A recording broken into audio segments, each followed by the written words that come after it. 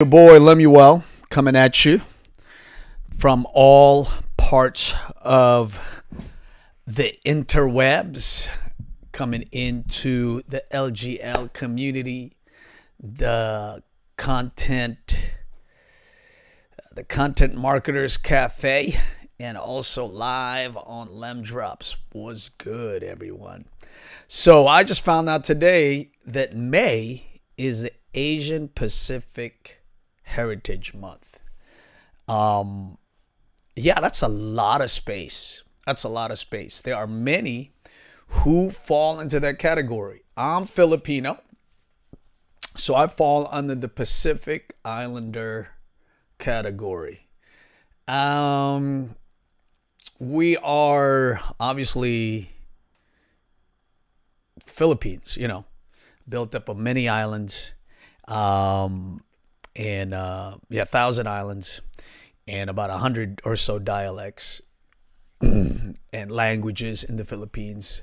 Sometimes you go from one space to another, one area to another, and you can hardly understand what somebody else is saying. And we're all Filipinos.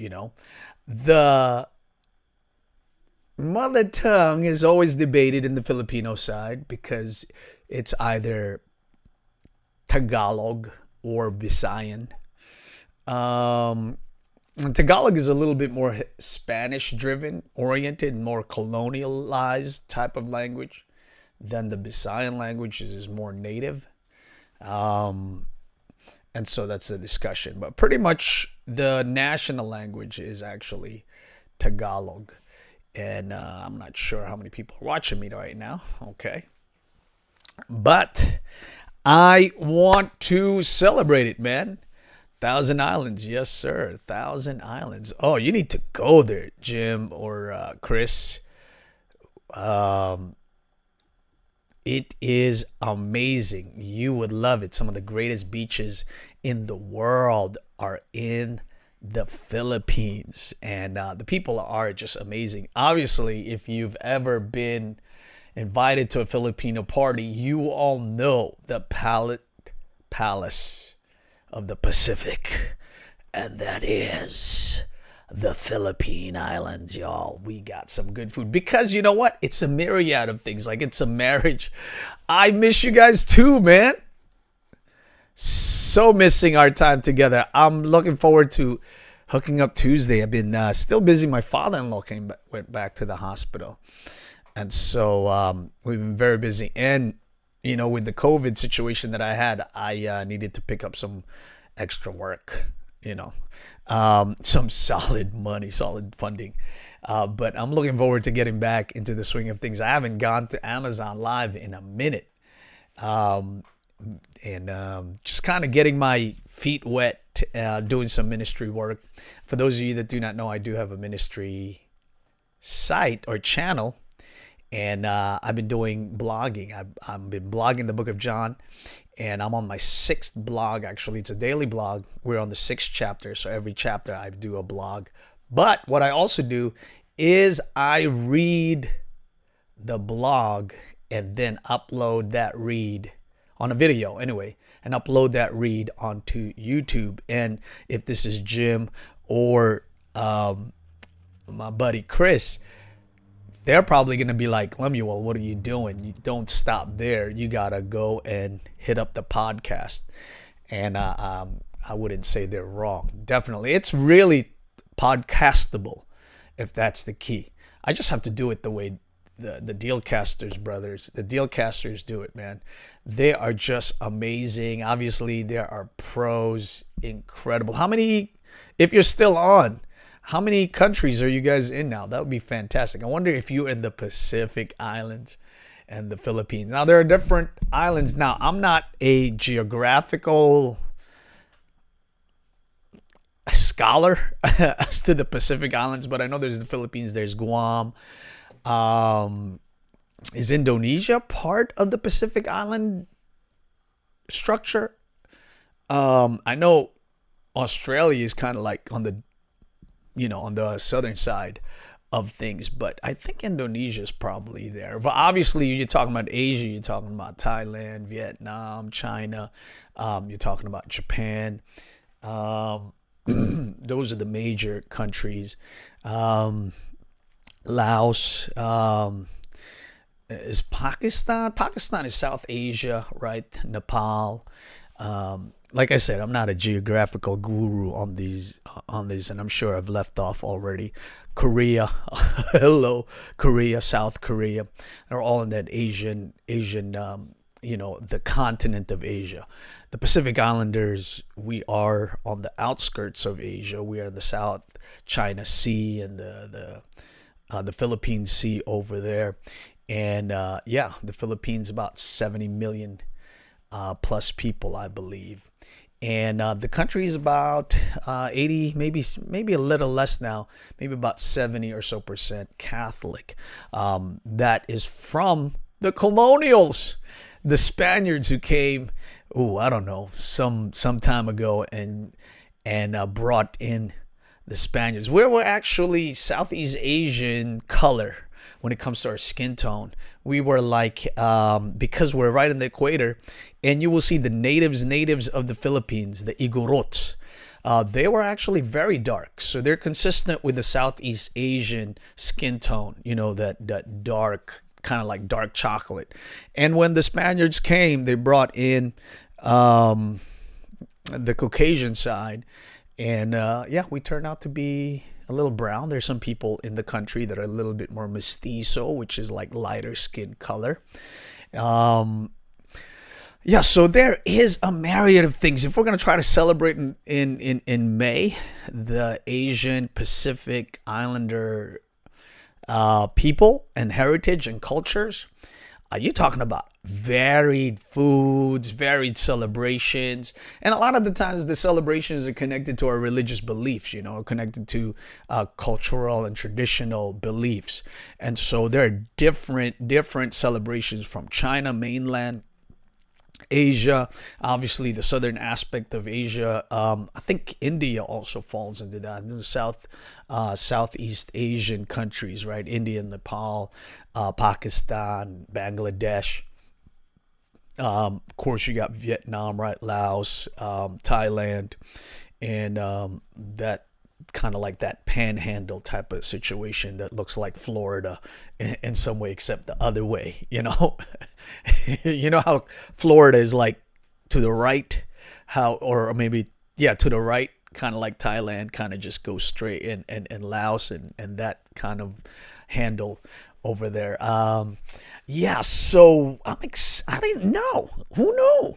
One of my group friends on Facebook posted and congratulating me, or celebrating me as one of the few people he knows that are from the Pacific Islands. And that's how I knew. May of all things, 31 days. Whole group of us.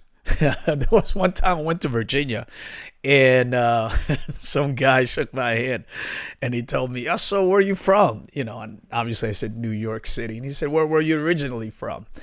And I said, well, I'm originally from the Philippines. And the man was like, oh, do you know so and so? And I'm like, bro, there are over 1 million Filipinos in New York City. I don't know every Filipino. And I hardly know Filipinos here.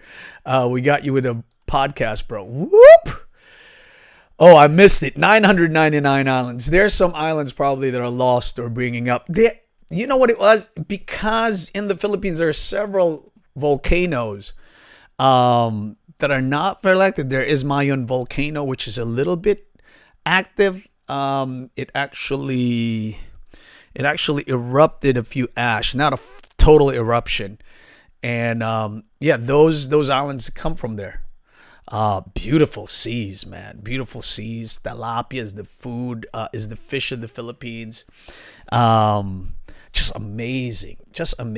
And but it is like strategically, the Philippines is situated strategically in the Pacific, that is connected to, like when it comes to the waters, it's close enough to China. It's like maybe 3-hour flight from Korea, Japan, or maybe even China.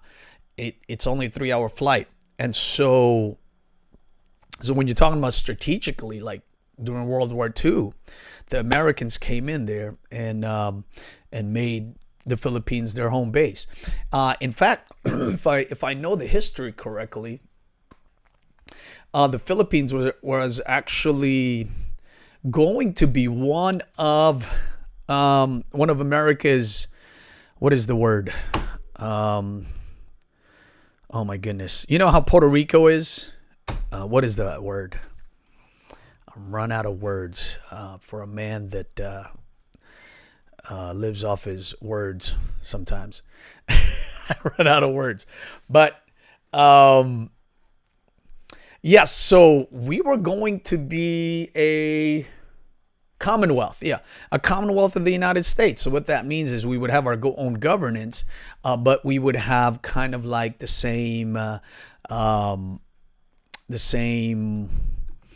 rights and liberties as Americans, and so we would have access to flights and not have to have a visa or anything like that. We could just go back and forth with just our ID. But the people of that time, my ancestors, I guess my grandparents, I should say, the 40s and the 50s and the 60s, did not think it was good of us to be, again, under some type of extraterritorial group of people that are trying to govern our country from someplace else, or at least have any type of say to what we're trying to do in the country. Now, the Philippines is now known as a third world country. There's just so much corruption, at least previous to this administration. Supposedly there are less now, because the president that's there is pretty strong-handed and supposedly clearing out a lot of even the drug activity. So, and the Philippines is supposed to be more cleaner. Now, I've not been to the Philippines since 1990. Gotta be like 98, since 1998. So I haven't been there, oh my goodness, for almost 30 years. Goodness, I should be going back. But anyway, how are we celebrating? I mean, I've been eating Filipino food in the past couple of weeks. For those of you who do not know, one of the staples of Filipino food is adobo chicken. And when you hear adobo, you think of the Spanish seasoning. But actually, adobo chicken does not have the Spanish seasoning. It's more Asian than it is Hispanic or Spanish, because we have soy sauce on it. We got vinegar. There's chicken, obviously. We got bay leaves in there. I'll tell you my ingredients the way I cook it. You have the chicken, obviously. I de-skin my chicken when I'm cooking adobo. Some people leave it on or leave it there. I de-skin my chicken, and I just put the chicken there. And I throw some soy sauce, and then I do about half. So it's like 2-to-1 soy sauce, 2-to-1 to vinegar. So you throw the vinegar. The vinegar is what makes the adobo chicken, right? And then I throw in garlic powder, and then I have a ton of garlic powder. Then I do pepper. I don't add salt because soy sauce is already high in sodium. Then we cook it, right? I cook it in high heat, and you put the bay leaves on or in, and you just, depending on the amount of chicken that you have in there, you just have to, I eyeball it. So I don't measure nothing. I look at it and be like, okay, as long as the soy sauce is fairly covering the chicken, and then I have about the same amount of vinegar, or like the sauce itself looks a little bit more brown, like nice skin, okay, like mocha. That looks maybe a little bit, if I was a little bit more tan. So that's kind of like the way I look at the sauce. And so when the sauce is there, it's cooking, things like that. This is the secret ingredient. And a lot of the Filipino foods actually add this as secret. It's sugar. Yeah. Yeah, that's our secret. That's our secret. We add sugar to a lot of our dishes. Um, yeah, so we are sweet people. Filipinos are sweet people, and we add a lot of sugar to our dishes. Um, and I put it in high heat, and then when it boils over, you try to caramelize it a little bit, get the brown in there, and so high heat, and finally when you see like the sauce kind of lessen and thicken, then you lower down the heat and you add whatever like onions normally you would add. Now there are people that actually put hard boiled egg in their adobo, something that I've not yet dared to do. Uh, and there are people that add other type of seasoning in there, and I'm pretty basic. I think salt and pepper will do any food good, right? And that's it for me.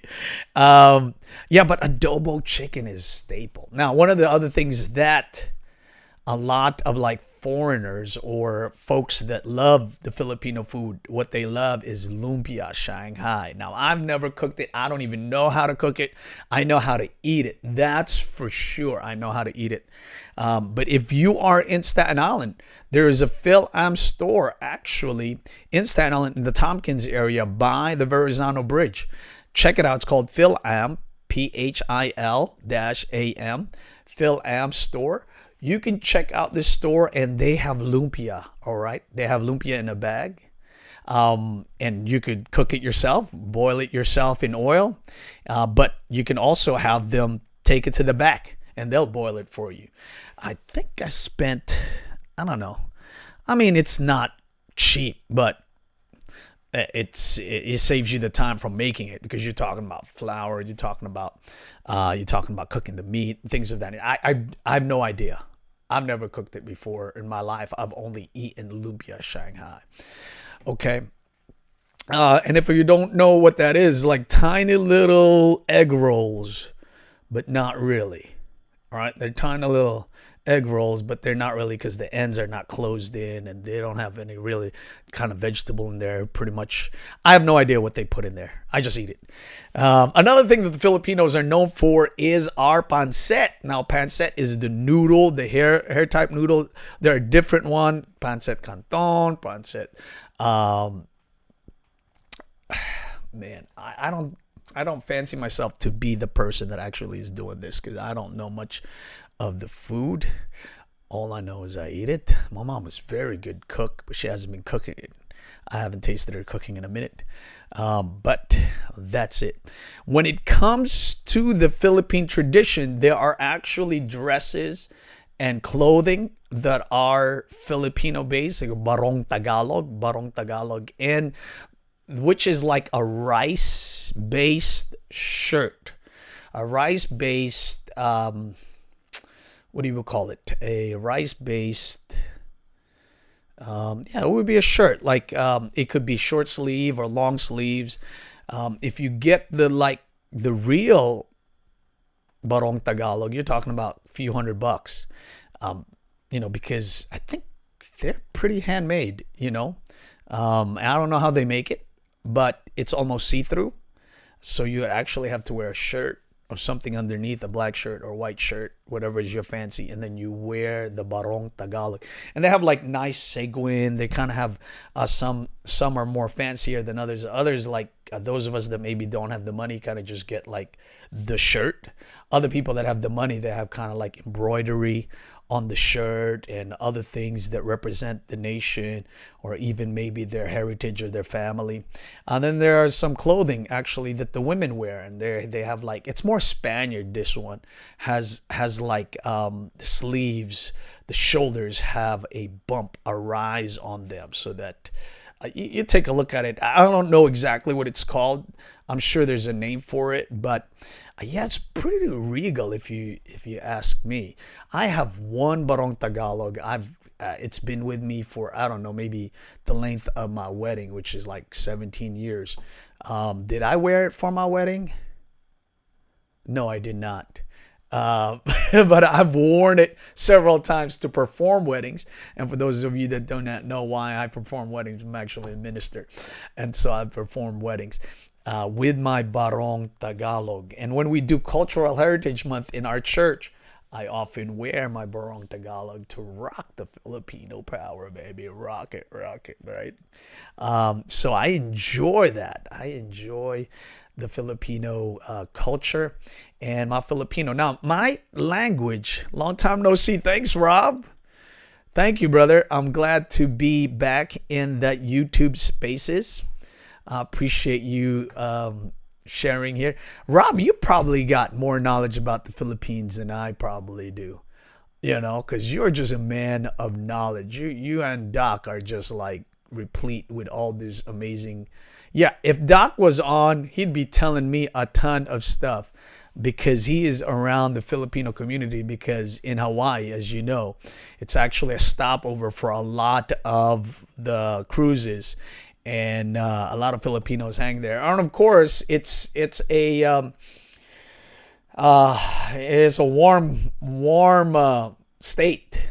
It's a warm state. It is in the Pacific. It's a warm state, and we like our warmth. We're in the equator, the Philippines, and so we like it warm over there. Sometimes it gets 100 degrees, but normally the average is like 70 degrees. If you go up towards Baguio City, which is the northern part of the country, and a more elevated spot, sometimes it gets down to 40 degrees, 30 degrees.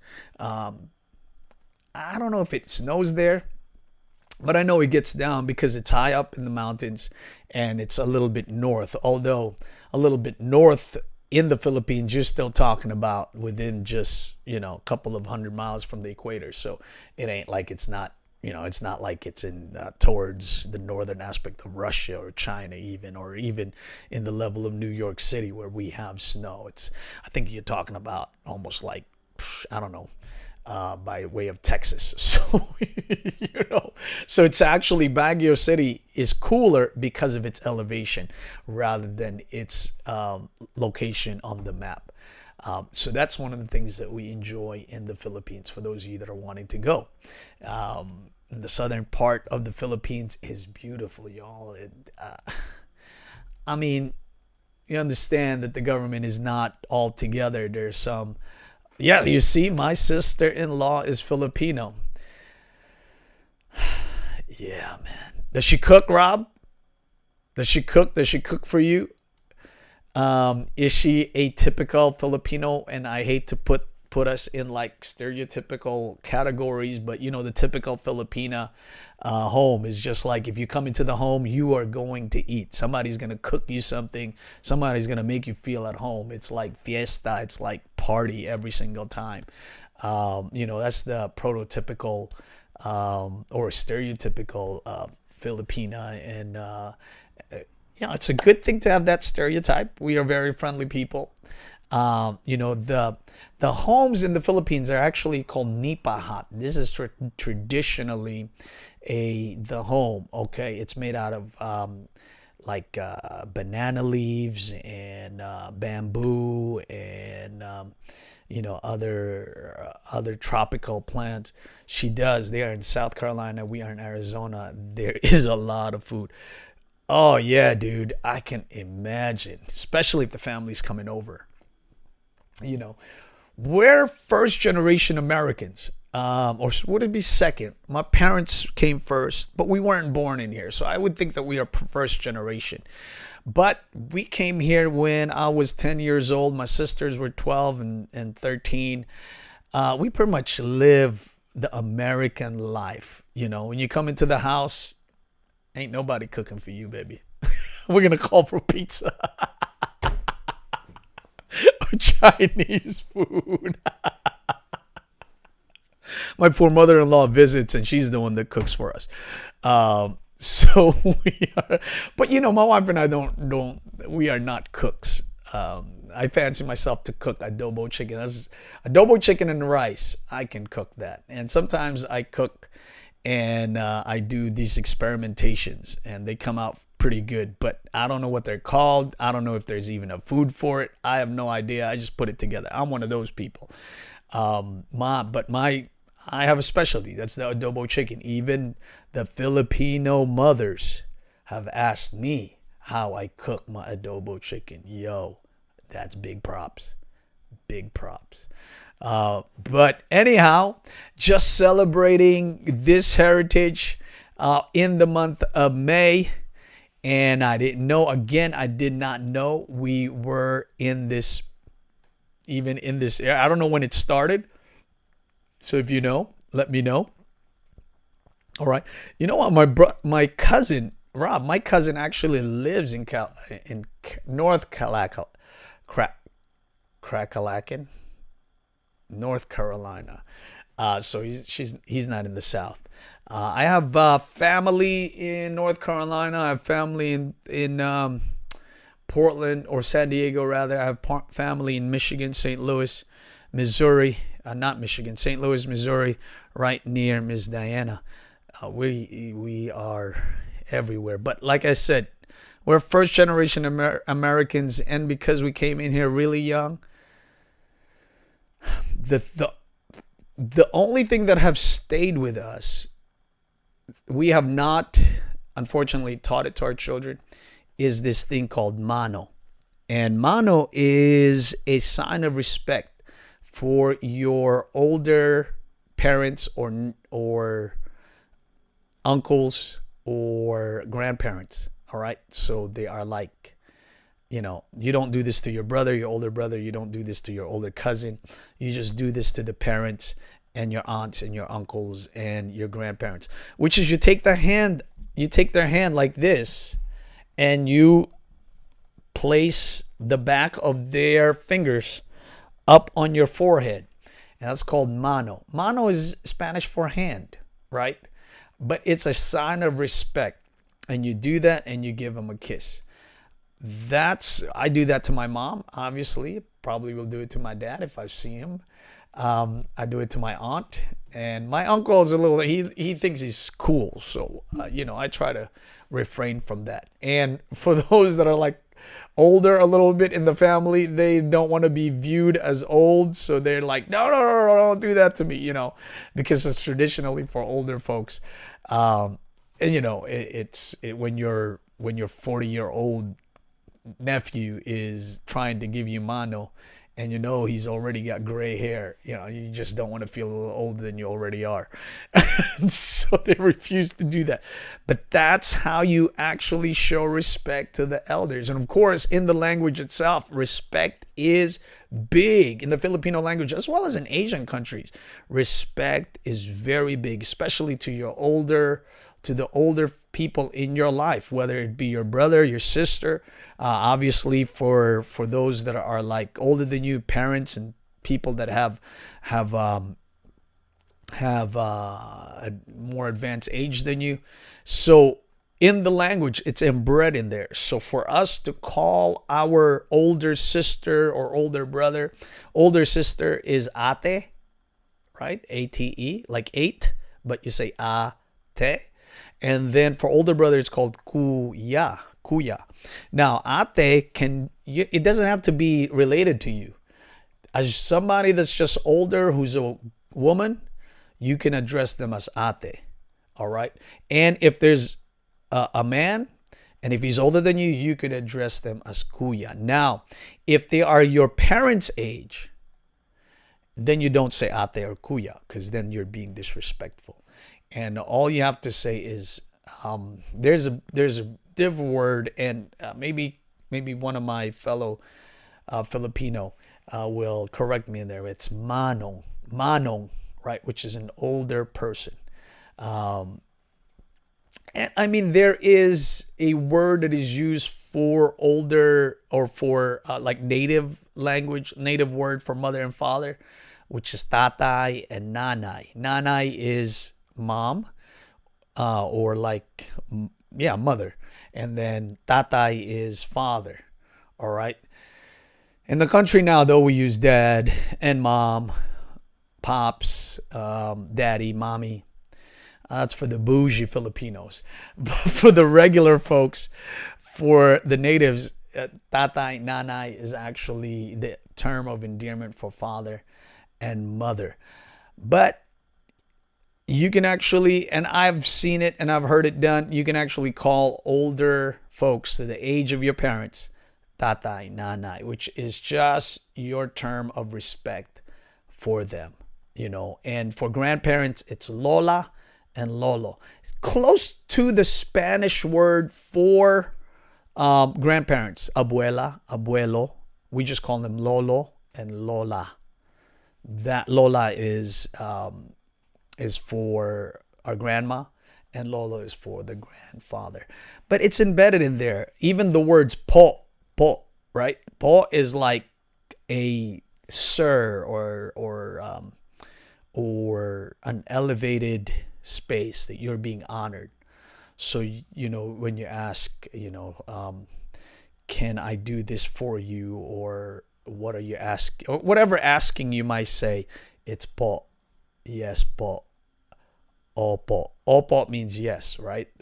With po being, like if you're talking to your father or your mother or somebody older than you, opo. Ano po, right? That would be asking questions. So it's embedded in there. Asian culture, in the Pacific Islander culture, is really replete with respect for one another and respect for the elders. And you can see that in the Japanese culture and Chinese culture. You can see that in all parts of that world. Pretty much, I mean, growing up now in America, where you kind of just talk to older people the same way. In the Philippines, you can't even look at somebody older in the eye. Hey, Dr. E, what's good, bro? So you can hardly that's the reason why you guys are only seeing me on YouTube, because my API connection to the groups that I'm supposed to be hopping in has expired. And I'm like, how come there's only like a handful of people watching me, right? It's because YouTube has been dead. I have not gone on live or dropped a video on this channel, on Lamb Drops channel, in like 2 months. Yeah. My father-in-law got sick. I spent those times that I normally go on live visiting him with my wife. And then I got sick of COVID, and that's about 2 weeks. So anyway, this is my first video, actually. Is it? Maybe my second. My second video. This is the first one was just me telling everybody welcome back to myself. And then now this, because it's the Asian Pacific Heritage Month. And as you all know, I'm probably in the few that you guys know as Filipino, even in LGL, right? Yes. DE, Dr. E, yes, sir. Definitely. Yeah. I mean, it's not like anybody's waiting for me here. But anyhow, yeah. So even in LGL, there's like myself, Rob Balasabas, who's Filipino also, and Rich Binares, right, is also Filipino. There's only 3 of us. Vincent Lee, I think he is. I don't think he's Chinese. I don't know, but Doc is an adopted Japanese and probably an adopted Filipino also.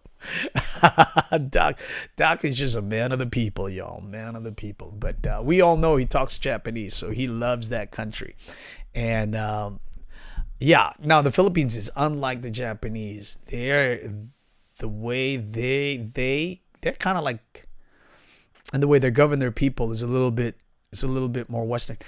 And the Japanese are a little bit longer when it comes to the amount of years, of generations they've been around, than the Filipinos, and because we were so open to attack from the Spaniards just came in, and much like what they did in Central America, just took over and raped our women enslaved our men, and just kind of ransacked the country. Then one dude, Lapu-Lapu, killed Magellan, who was the known man of discovery back in those ages of discovery, right?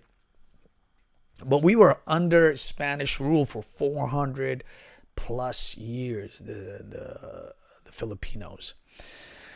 So there's a lot of the main language, the main tongue, Tagalog, has a ton of Spanish words. And actually, some of the older generations actually still speak a bit Spanish. That generation is actually dying out. The generation of World War II and all of those things. That generation is actually dying out. So, but the language, so that group of people that actually spoke Spanish are actually dying out. But the main language, which is Tagalog, has a ton of Spanish words. Mesa, which is table, silla, which is chair, hija, we still use, which is like, obviously daughter.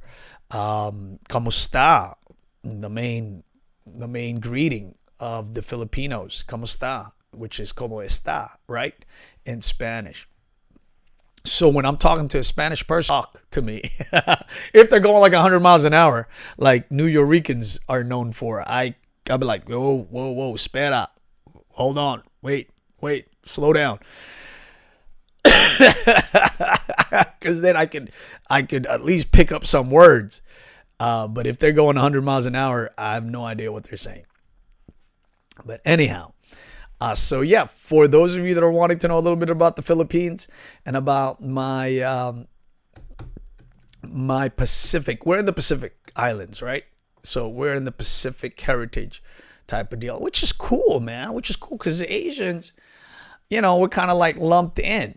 But let me tell you something, right? So even though we are more readily now, the Filipinos are more readily now allowing ourselves to be coined or termed as Asian. For the most part, when I was growing up, we were trying to separate ourselves from Asia, and we always said Pacific Islander. We kind of identify ourselves because we're an archipelago over there in the Philippines. We're a bunch of islands and some archipelagos and all these different shapes of land, right? And we are, 3 hours flight from mainland China as well as Japan or South Korea. So we were like, no, there's an even deeper history in the Philippines. And I forget the empire that actually before the Spaniards came. I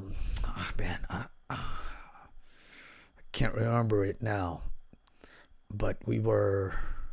Yeah, it was big. It was major. It was actually Guam. It was taking over the whole kind of like South China Sea. Indonesia was under that reign.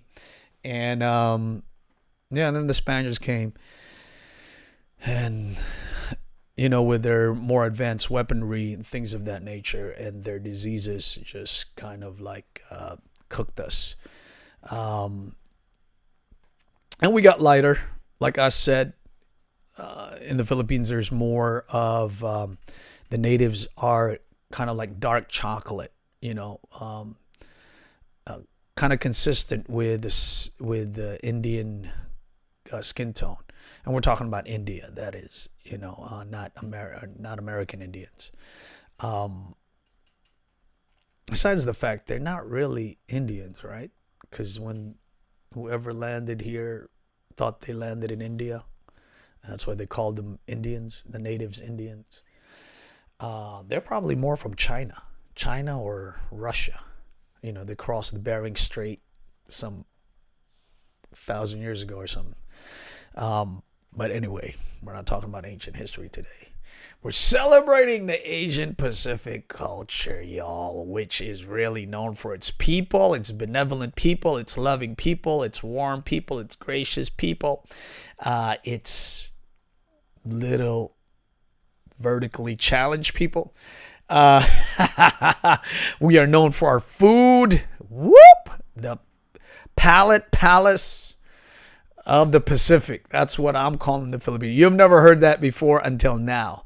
The Palate Palace of the Pacific. I've coined that. That's my term. The three P's.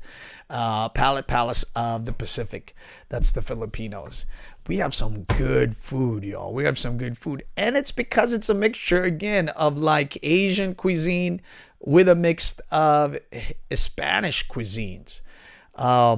So you get a lot of like Spanish looking foods, when I go to like a Spanish store, like here in New York City and in some Dominican spot or maybe a Puerto Rican spot, and I go in there and the food looks like some Filipino food, but the different of the flavors is kind of distinct.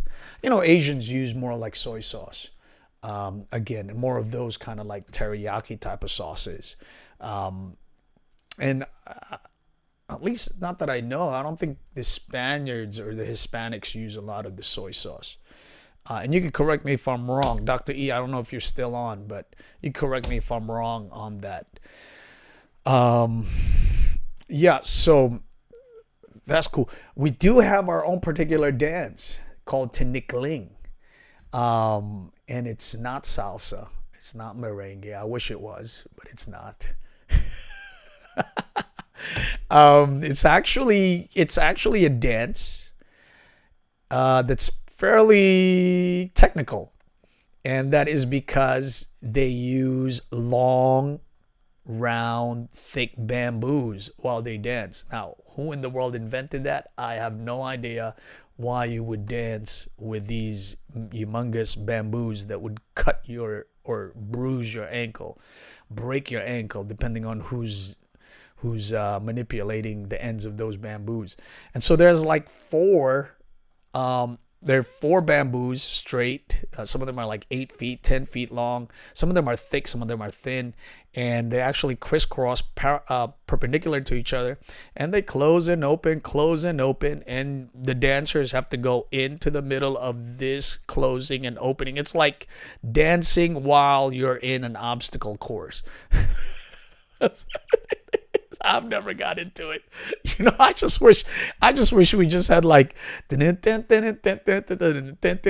the Hispanic, the Hispanic merengue and salsa music of the Central Americas.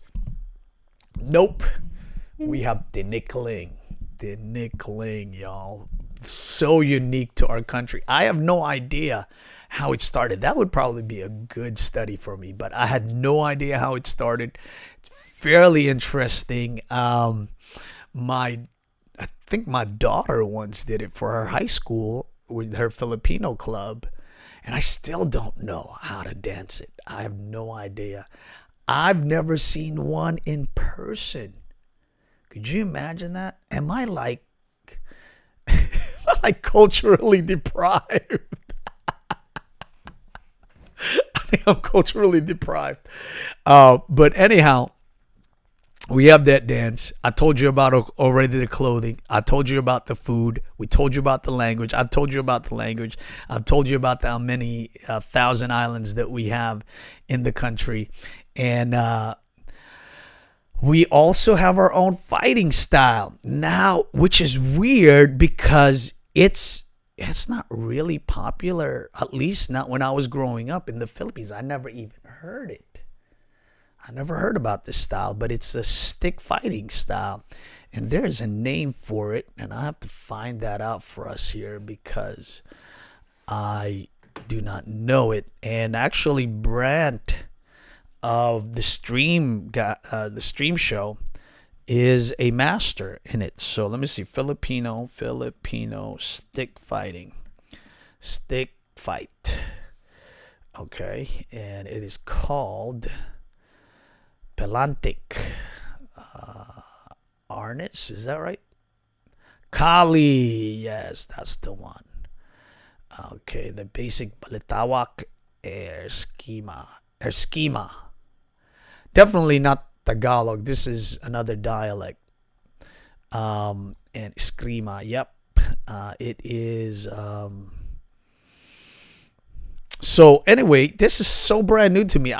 Firstly, we never knew about the arts. When I grew up here, when I came to America at 10 years old, I knew about martial arts when I started watching Channel 5 and Fox, and they have these, kung fu and, well, pretty much kung fu movies, that was overdubbed with English, which was so cool because then you could kind of do like the hello that man, how dare you fight, so that's always great comedy relief.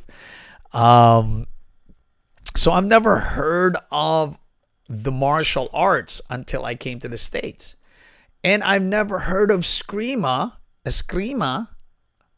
until I was already in my 30s, y'all. I never heard of this fighting style. Because now I've heard of the tinikling, the dance. I know Barong Tagalog, people actually wear it. But this, I guess it's an ancient fighting arts that the Filipinos have with sticks. That was fairly new. At least to me. I didn't know. Who knew? Who knew?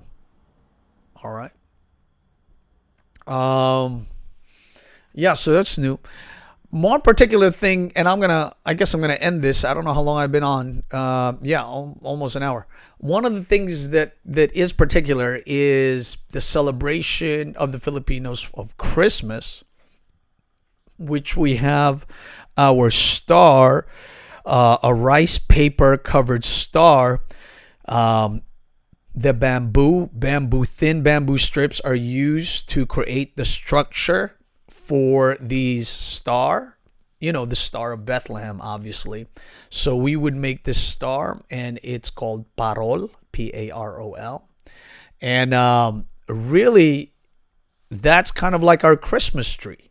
That's the Filipino style, and you would have it in front of your house, and you can have it large or small. It's handmade, and the paper is like made out of rice, that covers the sticks that were shaped into a star, and then you have streamers that come out of the bottom or the four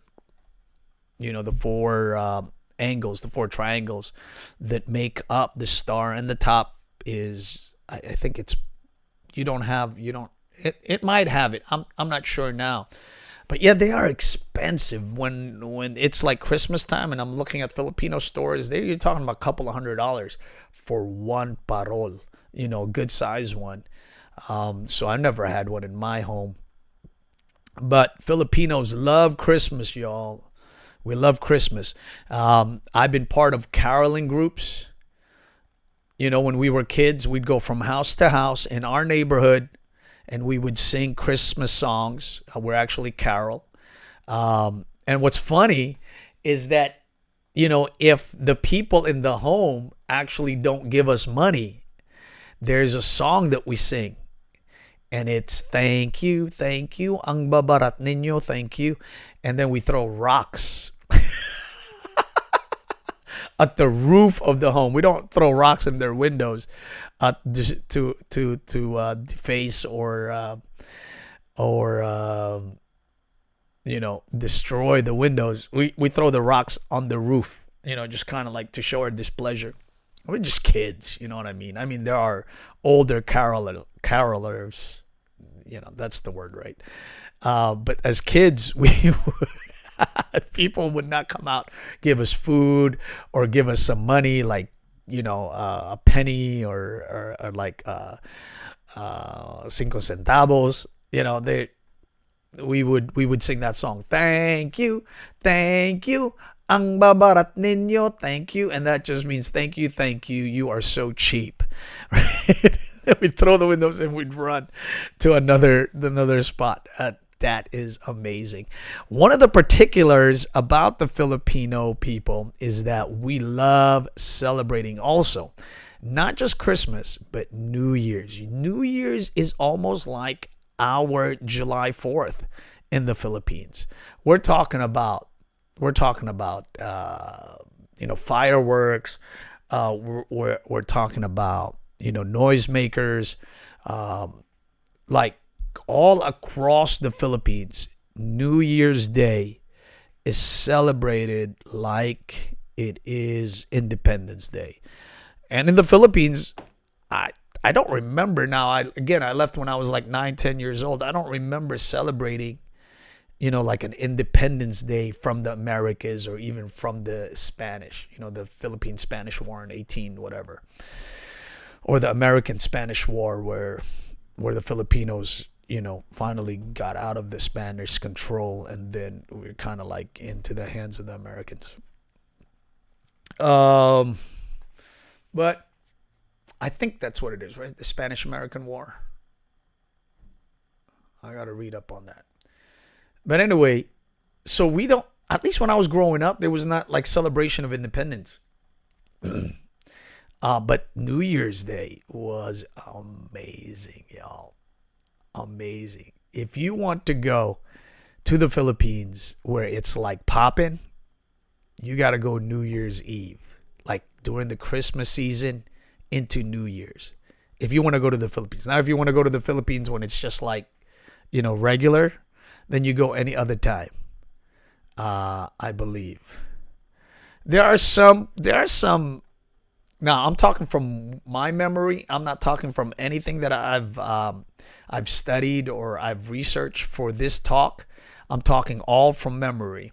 And so this is a personal testament to what Filipinos do in the Philippines. So I don't remember any other major holiday that we like celebrate to the hilt. There may be some celebrations, more of like formal celebrations where you kind of wear whatever it is you wear, the Barong Tagalog and all that things. But like as a nation celebrating something, you're talking about Christmas and New Year's Day or New Year's Eve. So if you want to go to the Philippines when it's popping, when it's hopping, when the people are like, hoorah, check out Philippines in Christmas on Christmas season into New Year's, cause we go wild over there. At least it's like again July 4th here in the States. Yeah, that's about it. Driving over there is horrendous. I don't know about now, but back in the day, it was almost lawless. As long as you could cross the street safely, you can go. There are lights and there are police people there, but, we're poor people. So if you really want to, you can actually pay off somebody like anything. But anyhow, thank you for those of you that may have stuck around. And if you haven't yet, go ahead and subscribe to the channel. And you'll see more of me sooner than later. Thanks again, everybody. And until we meet again. Now, where is my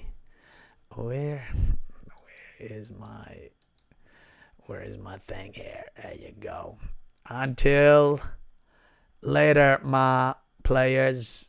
Let me see. What am I doing?